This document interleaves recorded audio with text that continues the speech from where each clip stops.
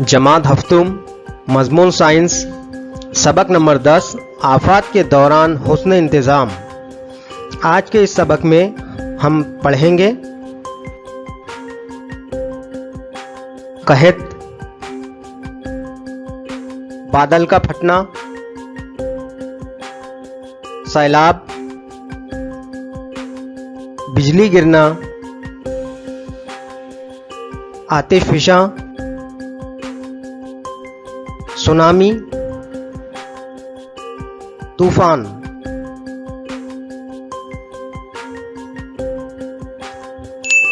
बताइए तो भला, क्या बिजली गिरने से होने वाले जानी नुकसान को टाला जा सकता है? बरसात में खेत के बंद को बहने से रोकने के लिए क्या करना चाहिए?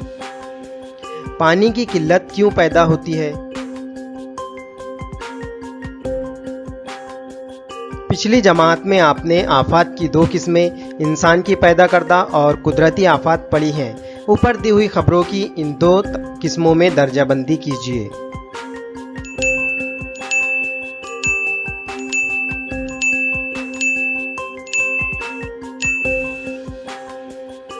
चंद आफात हम टाल सकते हैं, जबकि चंद आफात में हमें एहतियात करना ज़रूरी है। कुदरती आफात और इंसान की पैदा करदा आफात का एक दूसरे से ताल्लुक होता है।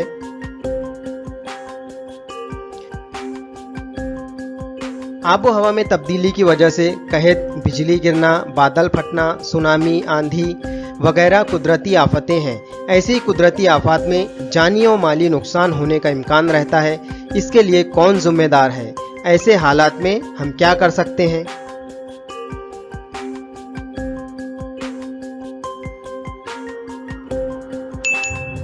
कहत, अनाज और पानी की तवील अरसे तक और बड़े पैमाने पर कमी से पैदा होने वाले हालात को कहत कहते हैं। कहत को आम तौर पर दो ज़मरों में बांटा जाता है, मामूली कहत और शदीद कहत। कहत की असल वजह कुदरती हो, तब भी कुछ इंसानी अफ़आल की वजह से, कुछ कुदरती तब्दीलियों की वजह से कहत की हालत पैदा होती है। जरा सोचिए, साल भर खेत में अनाज की फसल बिल्कुल ना आए तो क्या होगा?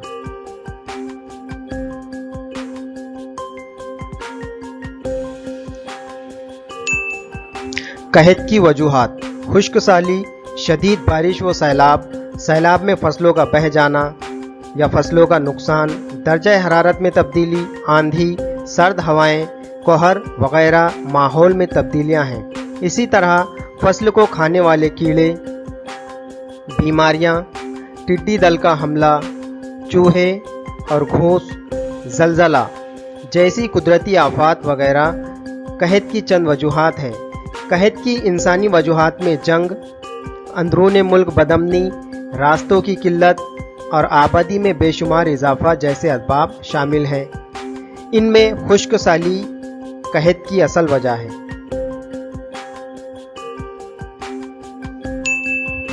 क्या हम कहत के लिए जिम्मेदार हैं? बारिश और आबादी का तवाज़ुन बिगड़ने से पानी की किल्लत बढ़ती है। सब्ज़ इनकलाब की वजह से अनाज की पैदावार में बेइंतहा इजाफा होने के बावजूद कीमियाई खादों, जरासीम कश दवाओं, खुदरो घास खत्म करने वाली दवाओं के इस्तेमाल की वजह से माहौल का तवाज़ुन खत्म हो गया है। ज़मीन से बहुत ज़्यादा मिकदार में पानी हासिल करना, ज़मीन की झीज होना, पानी का बेजा इस्तेमाल करना। तारीख के झरोके से कहत आज ही नहीं पड़ रहा है, बल्कि पिछले ज़माने में भी पीने के पानी, अनाज और जानवरों के चारे की किल्लत होती थी। छत्रपति शिवाजी महाराज और छत्रपति शाहू महाराज ने उनके दौर में कहत पर काबू पाने के लिए कई मंसूबों पर अमल किया था। उनमें पानी की सप्लाई और पानी के ज़ख़ीरे का मंसूबा आज के हालात में भी मिसाली है। आने वाली परेशानियों और आफात का सामना करने के लिए आप भी ऐसे मंसूबे तैयार कर सकते हैं जो न सिर्फ आपकी ज़िंदगी बल्कि समाज के लिए भी फ़ायदेमंद हो। मलिक अंबर ने औरंगाबाद में नहरों के ज़रिए पीने का पानी पहुंचाने के मंसूबे पर अमल किया, जो आज भी मौजूद है। इस ताल्लुक़ से मज़ीद मालूमात हासिल कीजिए। कहत की शिद्दत कम करने के लिए हम क्या कर सकते हैं? पानी का मंसूबाबंद तरीके से इस्तेमाल करना और उसका दोबारा इस्तेमाल करना, मुकामी तौर पर आबी तहफ़्फ़ुज़ की मुनासिब मंसूबाबंदी, बड़े पैमाने पर शजरकारी करना और दरख्तों की कटाई रोकना, मौसम की तब्दीली का अंदाज़ा लगाकर मंसूबे में तब्दीली करना।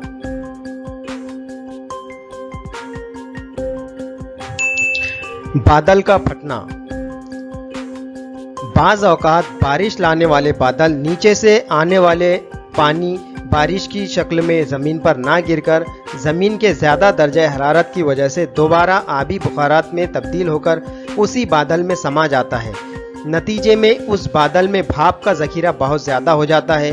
तेज़ी से अमल तकसीफ़ की वजह से ज़मीन के एक ख़ास या छोटे हिस्से पर तकरीबन 100 मिलीमीटर फ़ी घंटे या उससे ज़्यादा रफ्तार से बारिश होती है। इसे बादल का फटना कहते हैं।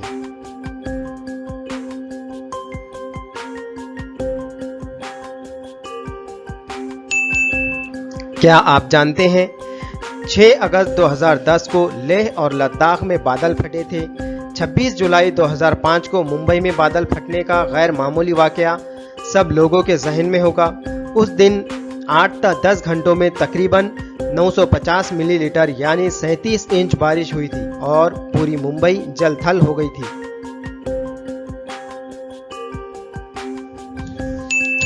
सैलाब। गुज़िश्ता जमात में आपने सैलाब के असरात पढ़े हैं। गुज़िश्ता चंद बरसों में महाराष्ट्र में आए मुख्तलिफ सैलाबों के ताल्लुक से मालूमात हासिल कीजिए।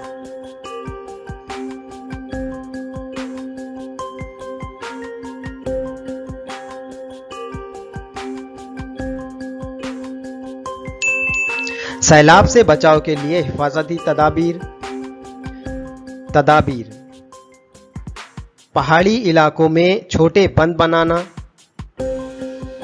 तालाब बनाना, नदी के किनारों को मसनूई तौर पर सीधे करना, नए जंगल बनाना, नदियों को जोड़ना।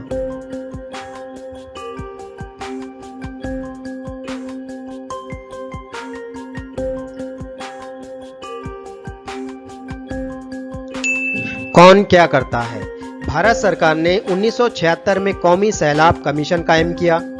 इस कमीशन के जरिए सैलाब पर काबू पाने की कोशिशें की गई हैं।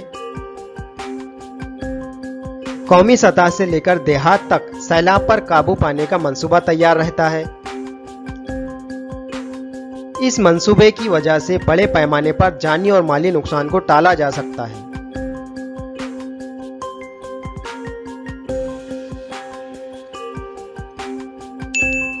बिजली गिरना। क्या आपने आसमान में चमकने वाली बिजली देखी है? बिजली किस तरह पैदा होती है? सबक बरके सुकूनी में आपने बिजली के पैदावार और बिजली गिरने के ताल्लुक से मालूमात हासिल की है। इस सबक में आप बिजली की कुछ और खुसूसियात और बिजली से बचाव के तरीके मालूम करेंगे।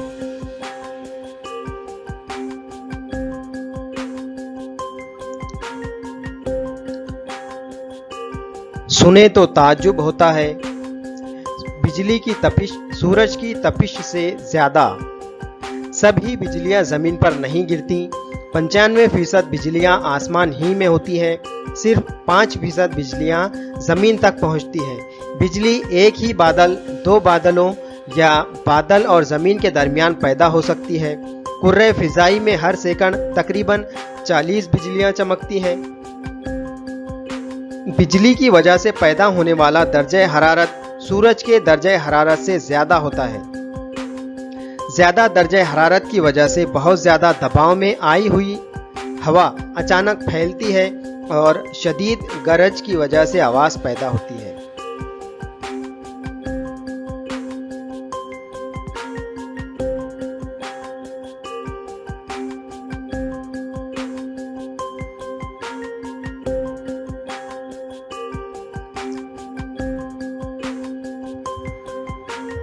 क्या आप जानते हैं खुले मैदान में बिजली गिरने का तनासुब?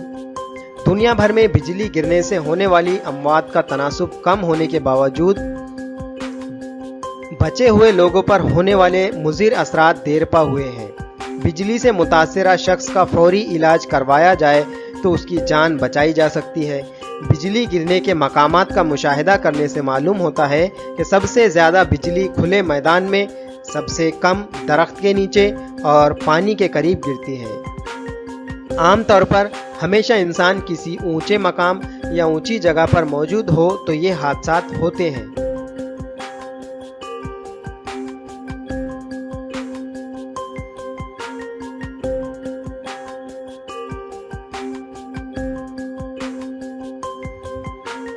बिजली की कड़क के वक्त क्या एहतियात करेंगे?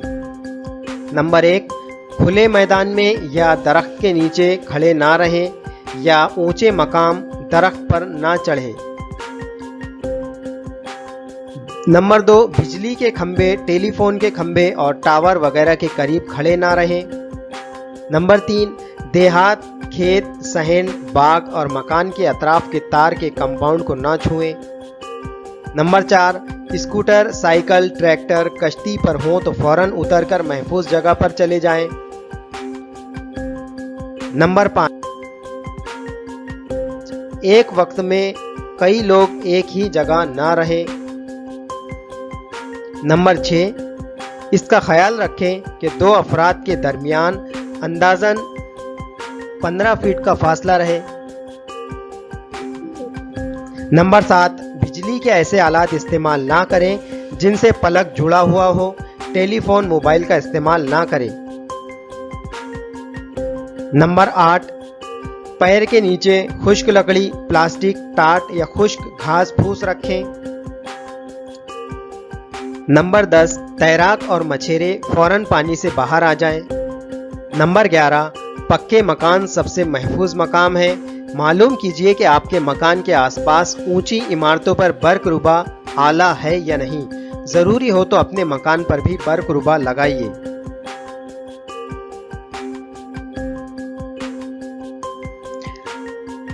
आतिशफिशा का फटना एक कुदरती अमल है। ज़मीन का अंदरूनी हिस्सा बेहद गर्म है।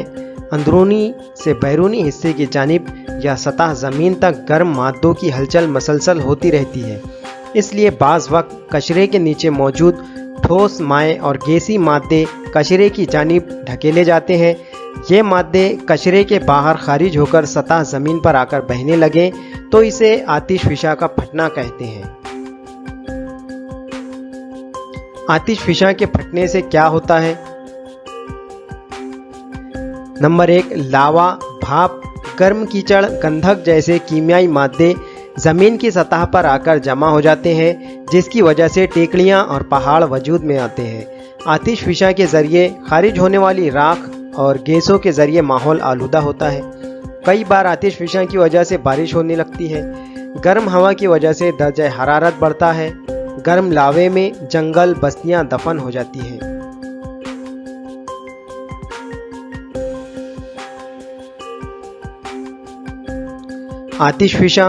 आतिशफिशा जिस तरह ज़मीन पर होते हैं इसी तरह समंदर में भी पाए जाते हैं। ज़मीन के आतिशफिशा के फटने से जो मादे खारिज होते हैं वही मादे समंदर में पाए जाते हैं। समंदर में मौजूद आतिशफिशा के फटने से कुछ जजीरे वजूद में आते हैं। आतिशफिशा के फटने को टालना, फटने के बाद उसे रोकना या उस पर काबू पाना नामुमकिन है। सिर्फ उसकी पेशगोई करना है। उसके लिहाज से आफात के दौरान हुस्न इंतज़ाम साइंस और टेक्नोलॉजी की मदद से मुमकिन हुआ है।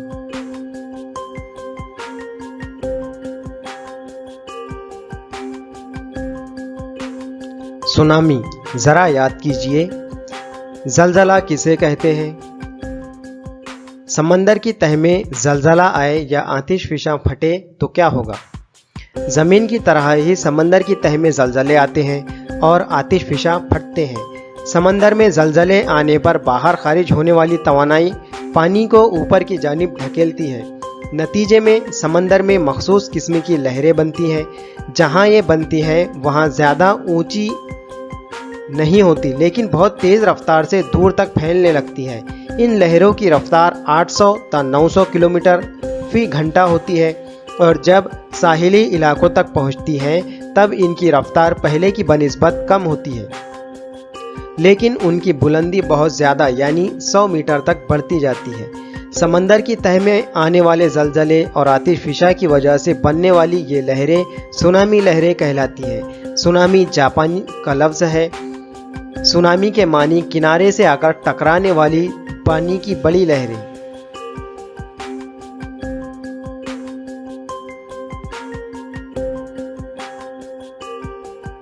सुनामी के तबाहकुन असरात। नंबर 1, इमारतें और तामीरात ढह जाती हैं। बड़े पैमाने पर जानी व माली नुकसान होता है। किनारे के करीब की कश्तियां और जहाज़ों को नुकसान होता है। दरख्त जड़ से उखड़ जाते हैं। बड़े पैमाने पर ज़मीन खिसकती है। किनारे के करीब की ज़मीन दलदल में बदल जाती है। नक्ल हमल में रुकावट होती है। समंदर से मरबूत सनतों पर मुज़िर असरात की वजह से अवामी ज़िंदगी में खलल पड़ता है। बंदरगाहों को बड़े पैमाने पर नुकसान पहुंचता है।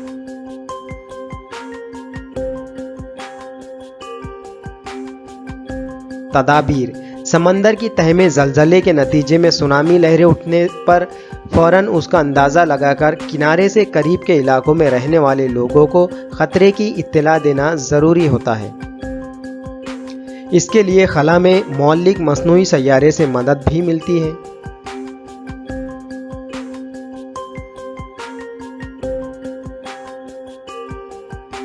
तूफ़ान। तूफ़ान किस तरह पैदा होते हैं, उनके क्या असरात होते हैं। गुज़िश्ता जमात में आपने तूफ़ान का पैदा होना और उसके असरात के मुतालिक मालूमात हासिल की है। अगर आप किसी तूफ़ान में घिर जाएं तो क्या करेंगे? अमल कीजिए। जिस दरख्त के इमारत पर गिरने का ख़तरा हो उसकी टहनियाँ पाबंदी से काटें और नुकसान से बचें। नंबर 2, अगर आप घर से बाहर हों जहां हों उसकी इत्तला करीबी रिश्तेदारों और दोस्तों को दीजिए। नंबर 3, आप खुद बाहर हों तो महफूज मकाम में आसरा लें। नंबर 4, गैस रेगुलेटर के स्विच और लाइट बंद कर दें। नंबर 5, अपने रिश्तेदारों और दोस्तों को आने वाली आफत से आगाह करें, उन्हें महफूज मकामात पर जाने का मशवरा दें।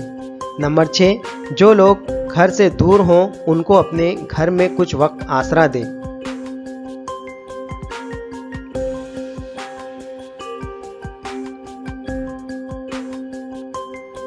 कौन क्या करता है?